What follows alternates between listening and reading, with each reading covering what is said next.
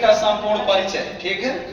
हाँ देखिए, प्रोटीन का वर्गीकरण किया गया। अगर आपसे पूछा जाए प्रोटीन का वर्गीकरण कितने रूपों में किया गया मैम? 3 रूप में। पहला क्या है? गुणवत्ता के आधार पर, दूसरा भौतिक व घुलनशीलता के आधार पर, तीसरा क्या है? प्राप्ति। ये मैम वर्गीकरण है। 3 रूप में प्रोटीन का वर्गीकरण हुआ है। अगर आपसे पूछा जाए प्रोटीन को कितने भागों में बांटा गया है? 3। किसके आधार पर? पहला क्या है? दूसरा क्या है? तीसरा क्या है? बस। भौतिक गुण एवं घुलनशीलता के आधार पे प्रोटीन कितने प्रकार के होते हैं? 3। पहला क्या है? दूसरा क्या है? तीसरा क्या है? व्युत्पन्न। अच्छा, प्रोटीन प्राप्ति के कितने स्रोत हैं? 2। पहला क्या है? दूसरा क्या है? अच्छा, इस वर्गीकरण से एक क्वेश्चन यह स्पष्ट हुआ कि प्रोटीन को कितने भागों में बांटा गया है और प्रोटीन कितने प्रकार के होते हैं। प्रोटीन का वर्गीकरण कितने रूपों में किया गया है? प्रोटीन का वर्गीकरण 3 रूप में किया गया है।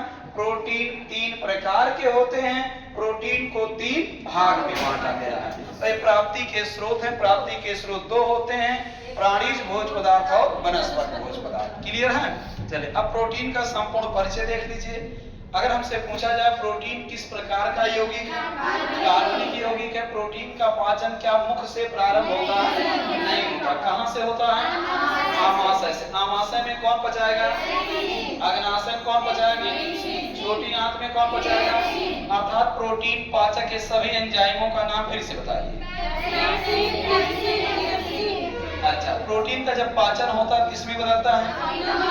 मतलब प्रोटीन का सबसे सरल इकाई क्या है? प्रोटीन का अवशोषण कहाँ होता है? सब भोजन के कितने घटक? 6 घटक। 6 घटकों का अवशोषण कहाँ होता है?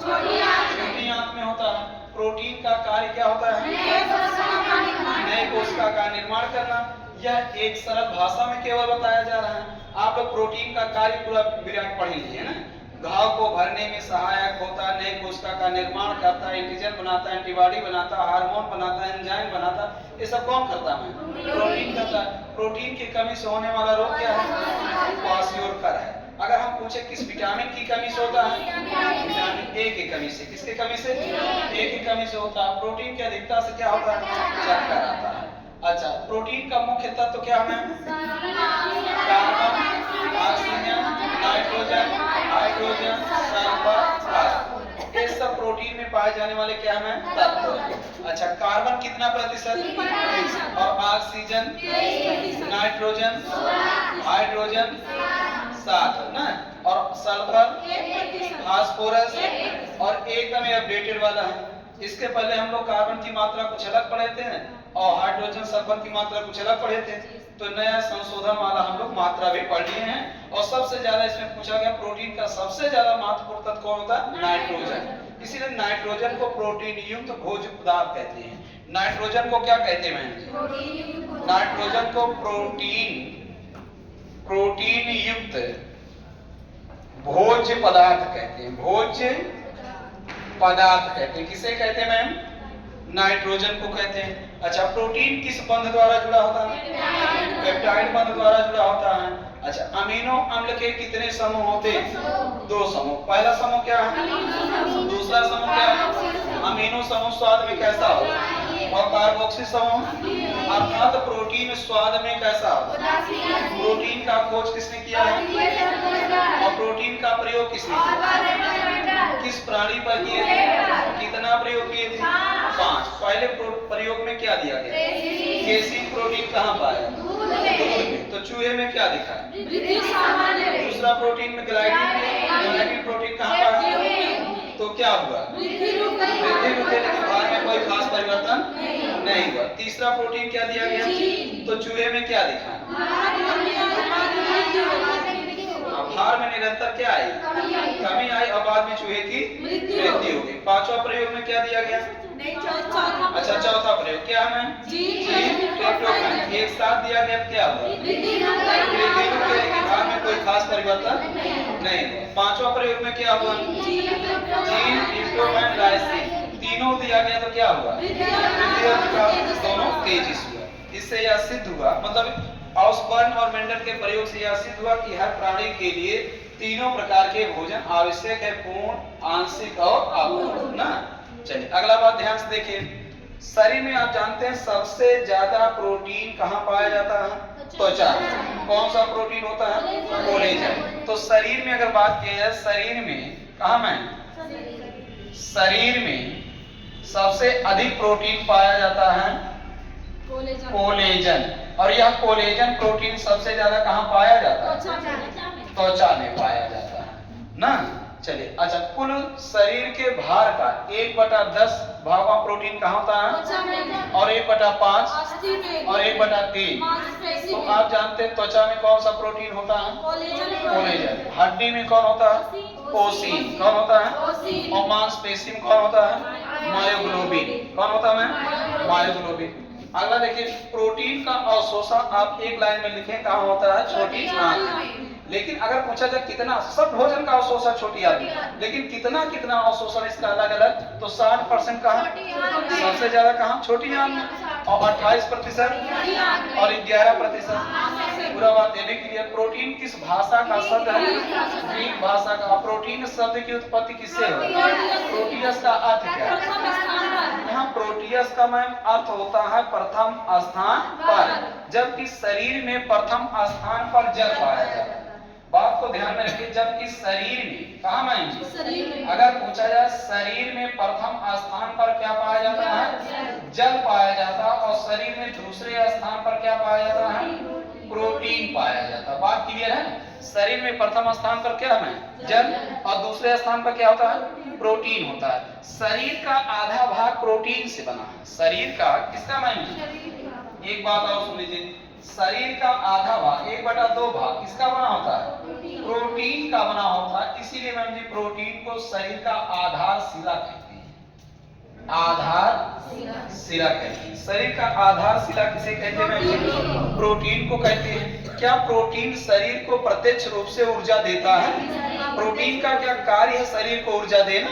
नहीं, प्रोटीन शरीर को प्रत्यक्ष रूप से ऊर्जा नहीं देता है, अप्रत्यक्ष रूप से ऊर्जा देता है। अप्रत्यक्ष रूप से कब देता है? जब हमारे शरीर में कार्बोहाइड्रेट और वसा की कमी हो जाती है, तब प्रोटीन भी शरीर को अप्रत्यक्ष रूप से ऊर्जा देने लगता है। और अप्रत्यक्ष रूप से ऊर्जा कितना देता है? एक डायलॉग सुन लीजिए, संपूर्ण शरीर को ऊर्जा कार्बोहाइड्रेट और वसा से मिलता है। संपूर्ण शरीर को ऊर्जा किससे मिलता है? लेकिन मस्तिष्क को ऊर्जा किससे मिलता है?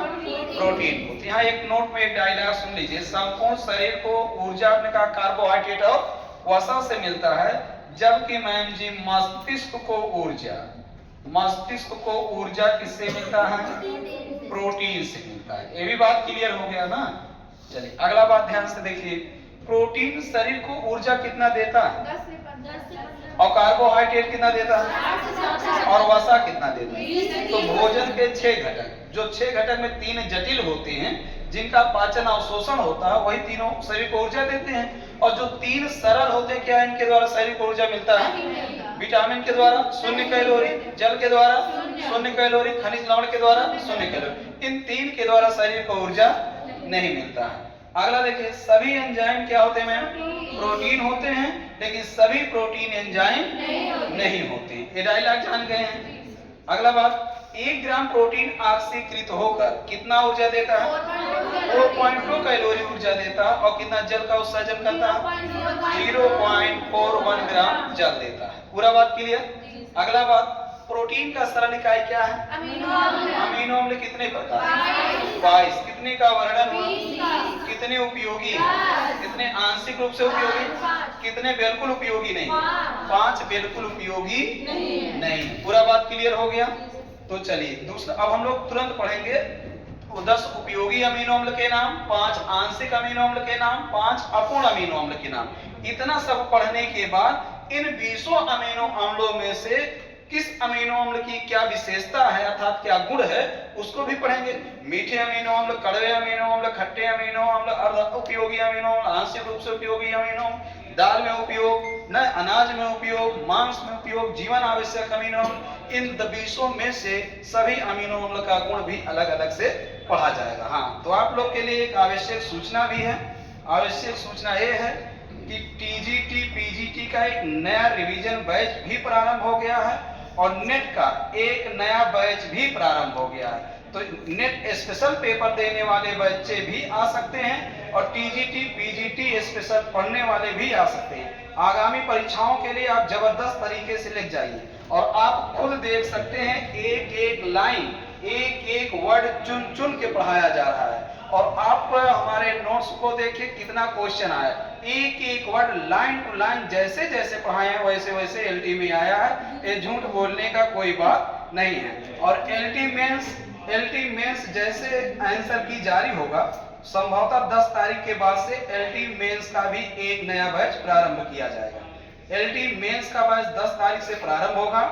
नेट का बैच प्रारंभ हो गया, नेट वाला चल रहा है। टीजीटी पीजीटी वाला प्रारंभ हो गया, चल रहा है। और एक टीजीटी फ्रेश बैच सुबह 8 बजे से 6 तारीख से शुरू किया जाएगा। तो आप लोग होम साइंस अगर टीजीटी पीजीटी एलटी नेट की तैयारी कर रहे हैं तो शारदा एजुकेशन संस्था में आप लोग संपर्क कीजिए और आप लोग के सफलता के लिए 100% हमारा परिश्रम रहेगा। और इस नंबर पे आप लोग कांटेक्ट करके चले आइए 74 99 33 29 32। इस नंबर पे आप लोग कांटेक्ट कीजिए और चले आइए। एक एक वर्ड पढ़ाने का, लिखाने का, समझाने का, याद करवाने का ये जिम्मेदारी हमारा है। केवल आप लोग आके संस्था में बैठिए और जैसे आप बैठे सिलेक्शन दिलाने का भी जिम्मेदारी हमारा है। ठीक, धन्यवाद।